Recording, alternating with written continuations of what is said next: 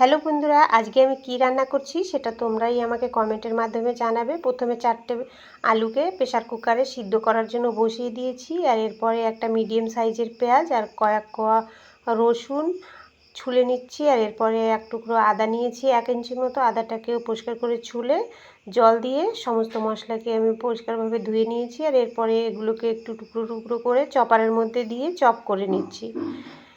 এরপরে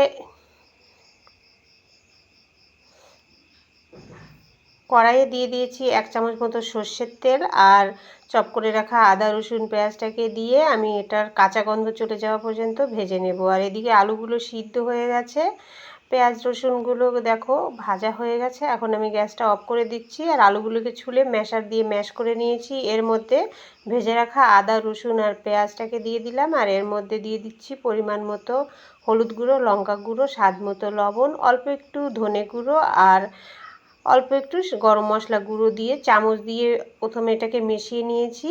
আর এরপরে হাত দিয়ে একটু কষলে কষলে এটাকে খুব সুন্দর করে মেখে নিয়ে আলুগুলোকে নিজেদের পছন্দ মতো শেপটা দিয়ে দিলাম। এরপরে একটা ব্যাটার বানানোর জন্য একটা পাত্রে কিছুটা বেসন নিলাম। বেসনের মধ্যে নুন, হলুদ, লঙ্কা গুঁড়ো আর একটু গরম মশলা গুঁড়ো দিয়ে অল্প করে জল দিয়ে এটাকে একটা মোটামুটি ঘন একটা ব্যাটার আমি তৈরি করে নিয়েছি।